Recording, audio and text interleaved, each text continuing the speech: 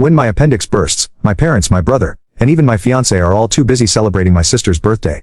I'm outside the operating room, frantically calling every family member I can think of to sign the consent form, but every call is either ignored or hung up on.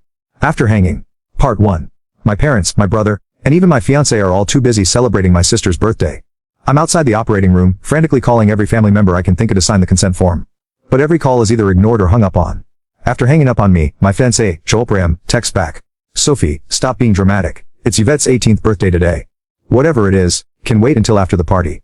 I quietly set my phone down and sign the consent form myself. It's the 99th time they've chosen Yvette Norton, my sister, over me. This time I choose not to care. I'll stop letting their favoritism hurt me. Instead, I'll do everything they ask of me without complaint. They'll all think I've finally learned to be obedient, and they'll never realize that I'm preparing to leave them for good. I stayed in the hospital for 3 days, and for those 3 days, my phone stayed silent. I didn't receive a single call from my family. I didn't call anyone either. I didn't scroll through their Instagram feeds like I used to, trying to keep up with every little update in their lives. Instead, I just quietly rested in my hospital bed and dragged my weak body around for check-ups and payments. Even on the day I was discharged, I didn't tell a soul. I simply packed my own things, endured the pain in my abdomen, and slowly made my way home. When I pushed the door open, the laughter inside the house abruptly stopped. Everyone was gathered in the living room. My fiancé, Joel, was sitting beside Yvette with his arm casually draped around her shoulders. The moment he saw me, he pulled his hand back and gave me an awkward smile. "Soph, you're back. Where have you been these past few days?" My brother, Joshua Norton, let out a cold snort. Where else would she have gone to?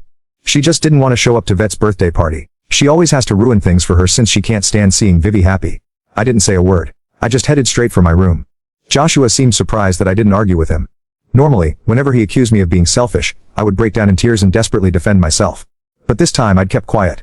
My mom rushed over to me with a glass of juice. "Sophia, we were so busy with Vivi's birthday the other day that we missed your calls. Don't be mad at us, okay?" She placed a glass of mango juice in my hand.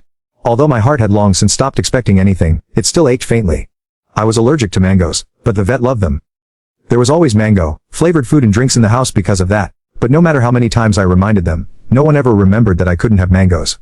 I handed the glass back to Mom and quietly stepped back. "I'm not mad. I'll just go to my room."